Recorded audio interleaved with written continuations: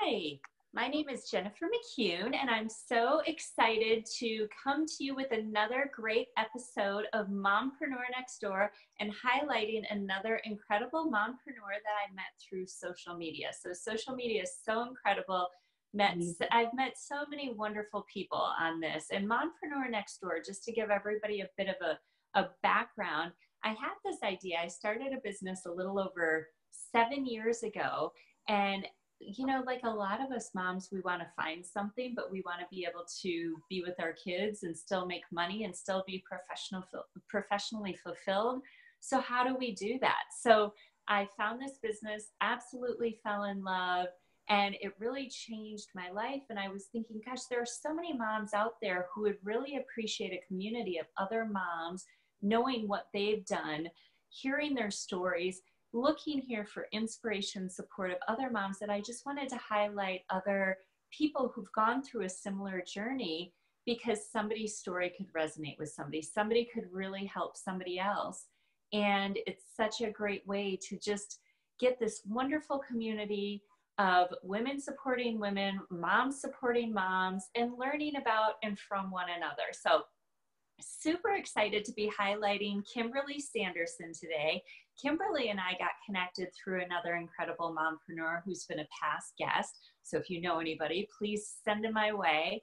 And Kimberly lives in Minnesota. She's going to share more about her story. Mom to two amazing kids who are 8 and 12, wife, super busy like a lot of us. And Kimberly, I would just love to hear more from you and tell us, what were you doing when you started your mompreneur gig, and why were you even looking? Why did you decide to make a transition?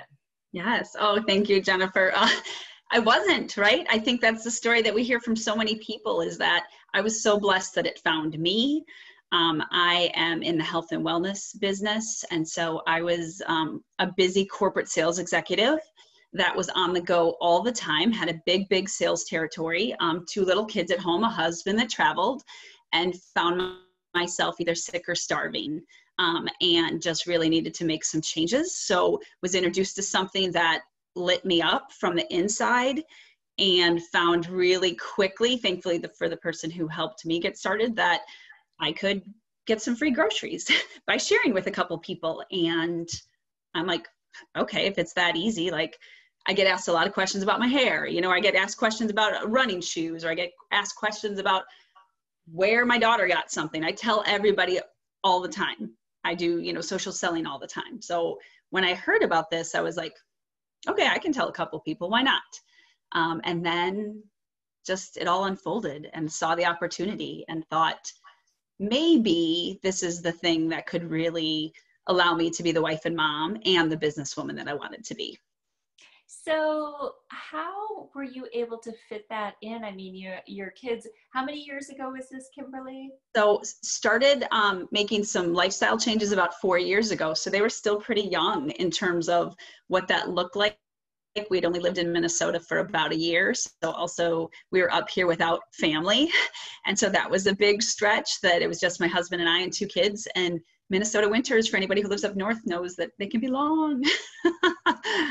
And so I fit it in because I like to help people. And so in the pockets of my life, when I'm already having conversations with people, I like to ask you talk about curious conversations. I heard that phrase this morning in a meeting, and I've always wanted to know more about people. And so as people started sharing things, I was like, well, okay, so if I knew about a solution that might be able to help that, would you be open to knowing what I do? And from there, it just unfolded. And then more people said yes. And I like to share. So I kept sharing and kept sharing and kept sharing. That is fantastic. I love that. Curious conversations. And isn't that so true as moms? We're naturally doing that anyways. We're always curious to connect with other moms on so many levels. Curious about, oh, what are your kids doing? There's babysitter, books, schools, everything. So you're like, how are you managing this? How do you get your kid to eat that? What soccer team? Like, I don't even know how to navigate the whole, when kids start into athletics, you know, like what that looks like. And as moms, we do share, because it's why do we want to have to reinvent the wheel? Like, if this works for you, and for your kid and it worked 2 years ago, then I want to try that now because my kid is just a couple of years younger. So why not try it? Absolutely. Absolutely. So how has this changed your life? Are you still working full time? What does your life look like now? I'm not. I made the jump, left. As I tell people, I had the dream job, not the dream life, and was in that situation that still have so much respect for the company that I was with. I just knew that I wasn't able to grow that sales territory to the level that I wanted to around my family life. Like it was kind of more like work and then fit my kids in when I didn't need to work. And had watched some friends make this shift, was finally open. Step one, right? Open to the opportunity that like this might be something that I could actually do and have legitimate paycheck money. And then from there, I was like, you know what? I'm going to jump.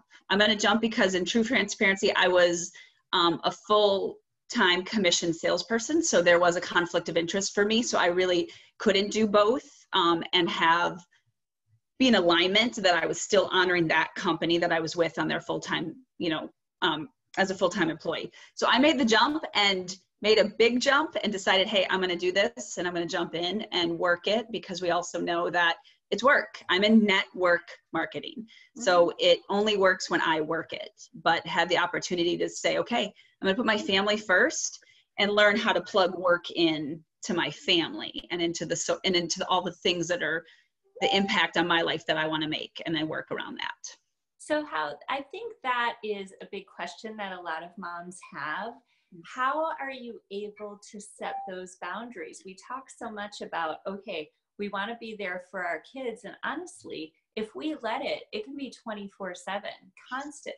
Yes. So how do you manage to have a business that you work from home or wherever you are having those curious conversations, best new phrase ever, and have those boundaries and be the mom that you want to be? Right. So I am guilty. I've had the kids say, okay, your face is in your phone. Like we know that, like to grow a substantial business, it does take time and effort. I hear about people like, oh, you only have to work a couple hours a week. I'm like, well, you're probably going to get paid a couple hours a week, or less when you're getting started. But I was really honest. If I'll take a picture and I'll post it later. But I have our vision board in our kitchen. It's actually at a full door. I took a vision board and I took the entire door that goes down to our basement. And the kids and I put together what the things were going to be. Like if mom's going to work, if I'm going to have calls at night, have meetings, whatever that is, I'm going to be gone a little bit, like why? And so I went and had a great conversation with my kids and my husband about my why. And it's shifted in those couple of years also. And so now we get to dream big together. And as I'm working on reaching goals, they're part of that. So they know like, hey, maybe there's a time period that I'm working on something. Okay, this weekend I'm working, guys, like because this is a goal and I get to help some other families. And that's the big thing for me is I've been blessed that in the industry that I'm in, my kids know that we are blessing other families. So if I can help in whatever that family's goal is, my kids understand that it's not just me working, but I'm like, hey, I'm going to help another mommy feel good. Or there's this dad that needs to do this, or there's a kid that's going to do this, or whatever that is. I get to fill in the blanks for my kids and explain why. And that helps a lot. And then there's times where I have to walk away, being honest. There's times where I just have to tell my team and other people, like, I'm just stepping back for a little bit for some me time and letting people know I'm going to be off the grid for the weekend or whatever that is. And I still take that time. But you do it both ways. You either say it with your team or you say it with your family. And I think it's great you're involving your family and letting them know how you're helping the family, how you're helping and blessing other families, and involving your own children. Yeah. And I love that you share with your team because it's great role modeling for them of saying, hey, we do have a flexible business. You have to work it, but you also have to have downtime. It's funny because I talk about with my team hours of operation where your business is open, but hours of not operation as well. It's equally important to schedule both, right? Well, and I've also found that I'm growing an international team. So in order for me to have conversations in Asia, like that's late at night for me, but my kids are in bed. So like I've been able to flex that in full transparency. I'm not the morning person. So in terms of when I hear about Miracle Morning and some of these other books, I'm like, great, I like to sleep. But I am very productive from 9 until almost midnight some nights because that's a time where I can be responding to people. There's other people that are up, obviously in other countries. I have access to certain people. And so I'm much better about thinking of it as my time as 24 hours, as opposed to when I was an employee and I'm going to work in an 8-hour or 9-hour block. Right. Like I know Exactly. our family time. So this year I was really good about protecting time when kids came off the bus. My little one wants my time when she comes off the bus. I have a middle schooler also, and he's kind of like, hey, but Whatever. my grader wants my time. So I do not schedule calls or anything from 3 to 4 o'clock. And then by then she kind of just needs my time, and then she wants to go play. Like, okay. So I've been good about, and people will respect that if I set it that way. So I give people times, and I set times that are good for my family, and not just make it a random, hey, I can meet whenever you can meet. No, meet at the times that are good for me, my family, and hopefully that person. Absolutely. So you already preempted me on my next question, which is some of the benefits. You named a couple already, which is the fact that you can grow an international business from the comfort of your home with your kids right there with you. Yes. You can build the business around your time by taking charge, being the CEO of your business, and protecting your family time and protecting your business time. Any other benefits that you love about running a mompreneur gig? Yeah, I mean, my heart is that I have the ability to bless other families. And so I think that piece of it, knowing that when I was in corporate sales, I had a geography or territory that I could work with so many people based on this amount of space or time or whatever. And now because of this platform, literally everybody, I have the opportunity, which you can't say, well, I can work with anybody, but I have the ability, if I have the relationship, that I can work with people and bless people really based on where they're at, financially, physically, emotionally, and as well as geography. So it's been amazing that I can serve people, and the fact that I'm not going anywhere. I put my flag in, this is the company, this is who I will partner with as long as I possibly can. So I think people also know that I'm not going anywhere. So if the timing's not right for them, I think that's the other piece, just showing people like, okay, well, I'll be here when the timing is right, and not jumping from company to company to company to company to company, and like just showing like that I'm consistent, I'm sustainable. Yes, that's fantastic. I love that. I think consistency is really huge when you are a mompreneur. Even if you only can do a few minutes a day, an hour a day, whatever, that consistency really shows people that they can rely on you and depend on you. So right. I don't want someone ever to be like, hey, you're still doing that thing. Oh yeah, I'm still doing that thing. I mean, it looks a little different. I think some people are trying to figure out what my thing is now, because I'm so passionate about being able to bless people. And it's not just in the physical, because people are still not stuck, but they don't know. So I'm always like, hey, if you're open to learning more, let me share with you about all of this and how this works. Right. So that being said, we all know it's not always easy. Like you said before, it's network marketing. It's not net easy, and nothing worth having is really easy. I mean, it's not easy being a mom. There are challenges. We talked about the benefits, but share some of those challenges that you have had. Yeah. With people. Well, you know what? The industry itself, and you and I, we've talked about this. There's people that still have a view of what network marketing is. I just posted something on LinkedIn today, like in terms of like, oh, it's one of those things. It's that pyramid thing. And I'm like, you mean like CEO on top and all the employees at the bottom? Yeah, I'm like, yeah, I did that for 20 years. I was in that pyramid for a long time. The food pyramid. But I think it's helping people understand what it is, helping people understand that maybe if they were in a situation in the past where the company that they partnered with didn't hold up their end of the deal, that there are amazing organizations that have stood for years and years and years, and we pay our people consistently, right? Like, I mean, we show up. So it's helping people see that this industry is amazing, and you have to pick the right company. You have to partner with the right company that speaks to you, that aligns with your values, that has emotional consumable products. But I think there's some people who are thinking, nope, I already tried that. I did that. I'm like, well, tell me what you did. Tell me, why you did it. So some people get burned once from an opportunity that just wasn't the right opportunity, and they really aren't open to exploring more. So that's a big challenge, because there's a lot of people that I think if they could open their eyes again or see an opportunity again, they may see how it has grown, changed, evolved, and how beautiful of an opportunity it is. Mm-hmm. Absolutely. Absolutely. So going along those same lines, I don't know where your mindset was, but if you could go back and give your younger self a piece of advice or two, what would that look like? Don't be worried what everybody else thinks. I was hesitant. I kind of dabbled a little bit in the beginning.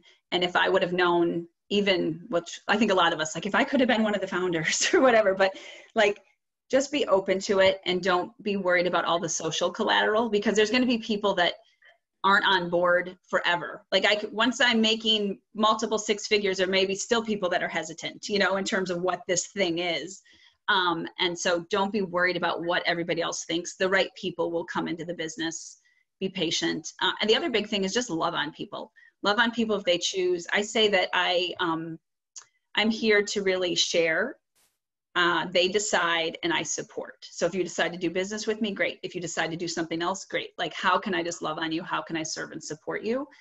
And I don't think I was as clear. I had that in my head, in my heart. I don't think I articulated that with my words. So there were people who are like, oh, well, if I choose not to do this, are we going to be friends? And I'm like, I still care about you. Like, I just love this so much. So again, like, it's just what I love and I love to share it. But I still want to serve, support people no matter where they are in life. If they're on board with what I'm doing, if they're doing something else, either way, I'm here to serve and support. I love that. Love on people. Just find good, amazing people in your life. And that's part of this platform too. Let's just find amazing. It's just so much better to do life together with wonderful, supportive people, right? Correct. Yes. Totally agree. So on that same note, we have a lot of people who might be watching who could be, maybe they're doing network marketing, maybe they're not, I don't know. Do you have any sort, maybe they're looking, maybe they're thinking about it. Do you have any actionable items that you would recommend for people? Yeah. If you're exploring the opportunity, so I guess it's kind of multiple ways to answer it, but if you're exploring an opportunity, I'd say talk to multiple people within an organization, you know, figure out really what that organization is about. And do you really feel like you're aligned with it? Because I've watched a few people get swept up in the money of some things early on, and they're not in complete alignment, or they don't understand the full compensation plan. So it's really kind of like pull back the curtains, dig in. If the person who wants to help you get started can't answer your questions, there's nothing wrong with that. Ask more questions, ask some other, who else can you be talking to? Because good organizations like yours and mine, we have ability to go as high up as we need to be able to answer somebody's questions. And then the phrase that I love is, you know, like the heart connection, like the heart line. Like I might not be financially tied to somebody, but there's somebody else that, well, Jennifer, you would speak, this person would speak into you really well. Like, let me get you on a call with that person. So do your homework on a company, do your homework on the team, do your homework on what they stand for and what they represent. And if you are currently in something and you are loving it, my second, I guess, scenario is don't let what some of the other people who are outliers in your life and the chatter, like don't get distracted by what they're saying. And the don't get distracted is also, like I said, plant your flag and then stand by it. So, I see, and you've probably too, we've seen people jump from company to company to company to company. And it's hard to say, okay, well, I'm going to commit to joining you because now it's just the next best thing. So how long are you going to stay until the next best thing comes? And so I just say, if you're in an industry and you're loving it and you believe in it, stay. If you're not, the third piece is if you're not getting the love, service, and support from your organization that you think you deserve, or you hear some of other people in other industries or other companies talk about, do your homework on the other company, because figure out the lifetime company, figure out who you're going to be, you know, that marriage of where you're going to stay for a lifetime. And if it's not the right fit and you've been in, and even if you're in at your six figures and it still doesn't feel right, well, do some homework, have some conversations with people and figure out what would feel right. Because I think some people I know are staying in it just because they're at a certain level within their organization, but they've lost their love for what they're doing. And I don't think they can serve and support their current team. And I definitely don't think they can serve and support new customers if they're not in love with what they're doing. So it is so important. And that's been your, like, I would say your underlying theme for you is love, right? Love for what you're doing, love of other people. And that's really fantastic. That's a nice way to live. Well, and I don't know how long he wants me on this planet. So if I can't help and make somebody else's day better or have an interaction that's better, and do I do it right every single day? No. Like, I surely am, there is no perfection here.